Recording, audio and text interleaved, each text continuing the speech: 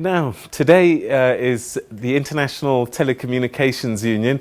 The ITU is celebrating World Television Day, saying that TV has become an integral part of life, accounting for 80% of all consumer internet traffic in the world. Now, the day recognizes the medium as a major source of news, information, education and entertainment.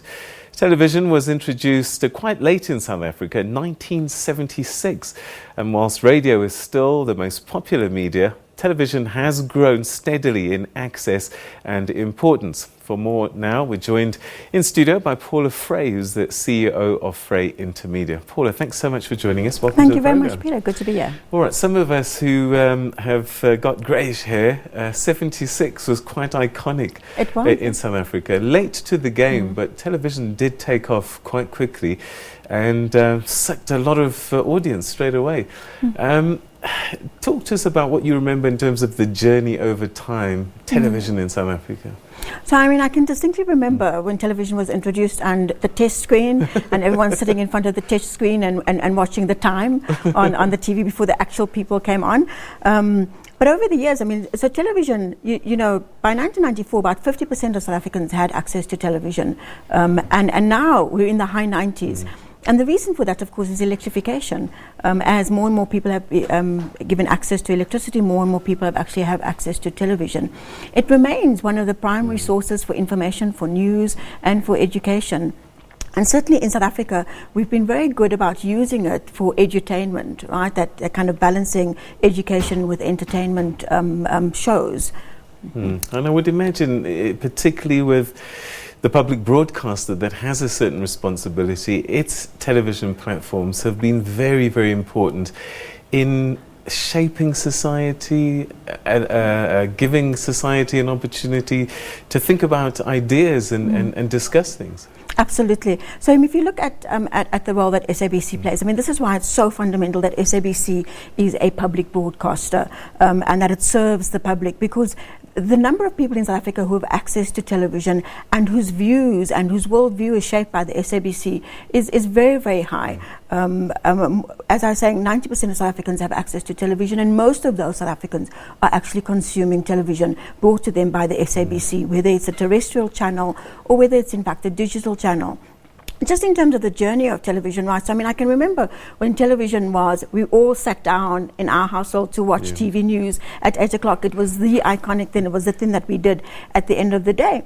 And now that appointment television is largely kind of disappearing. A number of people who are watching us now would recognize how important television is for their daily information. But a number of people are also going to be watching this insert on YouTube.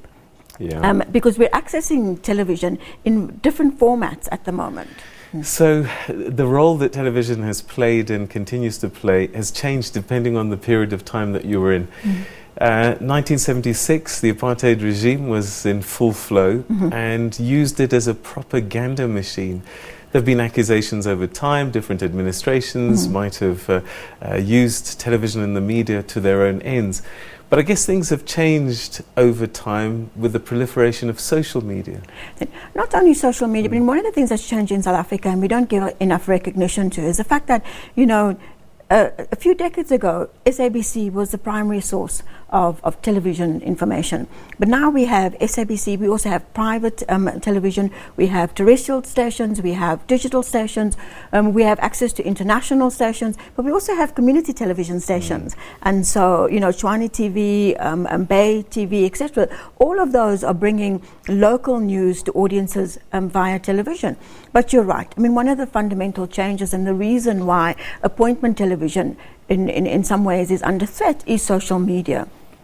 It's interesting though, because people don't watch or don't consume information on one platform anymore. So even as people are watching television, they're also engaging on social media and they're engaging in different platforms. And so we're moving across platforms. And one of the things our challenge as storytellers really is to recognize that this is one platform that we're engaging on, but people are also consuming this story on different platforms, and they will consume it on different platforms. So when you talk about different platforms, I'm just wondering if television is actually the right word to use anymore, because the moment you pick up your mobile phone and go to YouTube, you are actually now watching vision, on a different space. It just so happened back in the day that the radio transmitter and the radio receiver converted to television, and you could watch films. So should we even still be calling it television in 2019? Yeah, I mean, it's a good question, right? Because I mean, it's really broadcast media. It's a multimedia product, isn't it?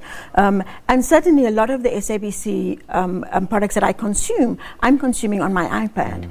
I'm going onto your website and I'm actually consuming a lot of those products in that manner. Is it still television? I think in some ways it is, because the primary source, of course, is still television. So next year, a lot will have happened. What do you see the immediate future for television? I was hearing statistics a while ago that most of the content in the future actually will be in a video format. Yes. So even now, increasingly we're seeing people are consuming information via video. If you look at streaming, for example, in South Africa, streaming is predominantly on YouTube, but also Netflix and Showmax, and so those are competing media for certainly higher income people to the traditional television stations.